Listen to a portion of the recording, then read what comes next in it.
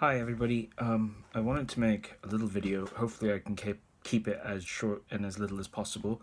I decided to make a video and not to write things out because no one has time to read things anymore, and maybe if you can endure the sound of my voice droning on, you can listen to this on the tube, and then hopefully some of the points of discussion that we raised yesterday can be clarified, and that can help you move forward and toward the next discussion.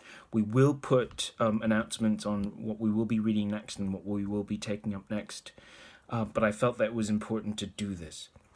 Okay, the first point is that we didn't get to the very end of the session yesterday, and that's rather crucial because what I hoped to do was to actually go to the text of the audience and read John Paul II's words.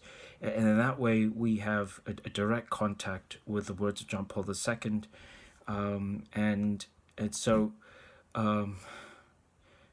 we can say that we have read Theology of the Body, or are reading the Theology of the Body. And what I think that allows us to do is to give John Paul II, St. John Paul II, the necessary silence in which his words, his own words, can speak, and by way of his words speaking, allow ourselves on our own to reflect on them. And that's why I was talking to one, and I felt it was important that we did go to the text, not to read all of it, but to read key sections of it. Now, on the subject of original solitude, we were going to read from that audience that I'd photocopied from you, in which he speaks about the twofold context of the original solitude of man. And I'm just going to read a few passages, maybe about 2 paragraphs, in order to clarify the solitude that we focused on, which is one of these contexts, one of the twofold contexts. So there are 2 contexts in which we can speak of the original solitude of man, and yesterday we focused on one. And the 2 contexts is the solitude of man as a human being, and then the solitude of man as male longing for female. Yesterday we spoke more of the solitude of man as human being, that there is a loneliness in man, or rather a state in which man finds the central yearnings of his heart not addressed by anything in this universe.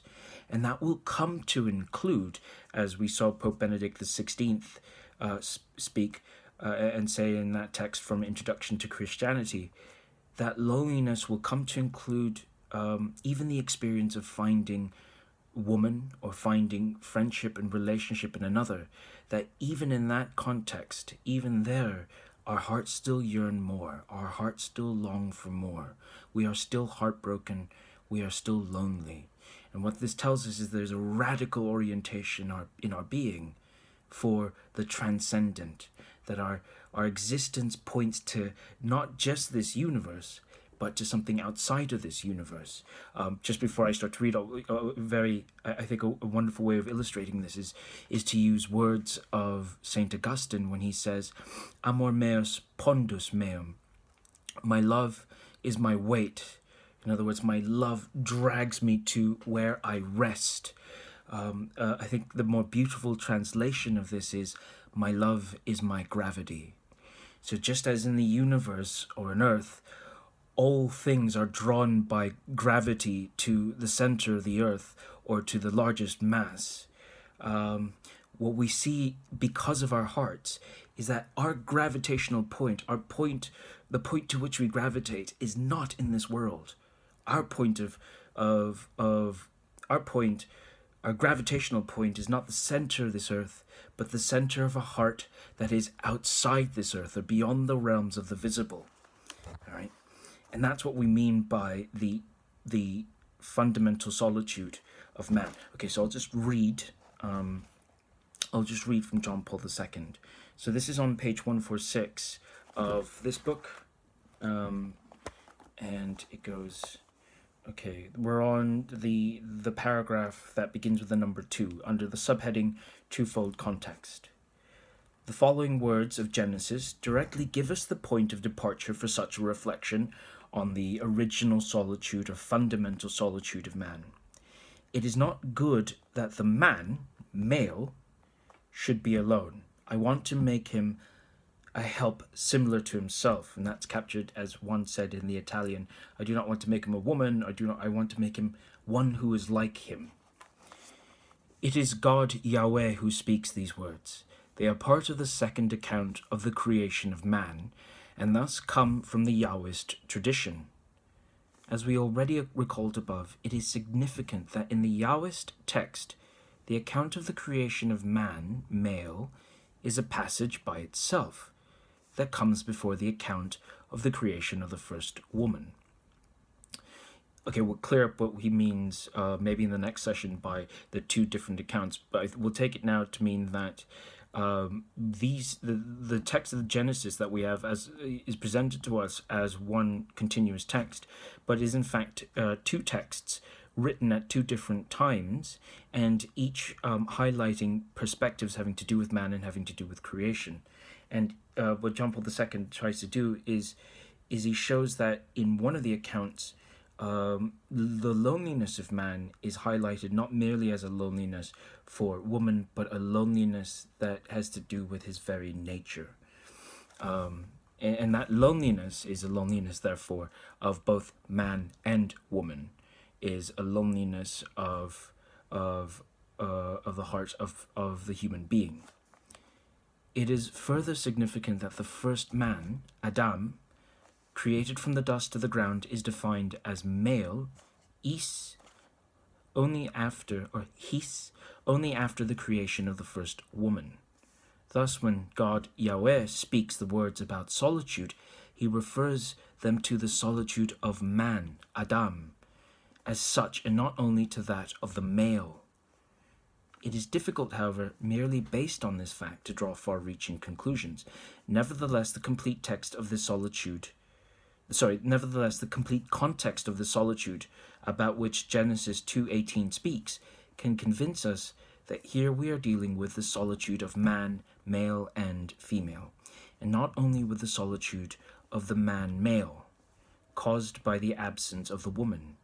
It seems, therefore, on the basis of the whole context, that this solitude has two meanings, one deriving from man's very nature, which is what we spoke about yesterday, that is, from his humanity, and this is evident in the account of Genesis, and the other deriving from the relationship between male and female.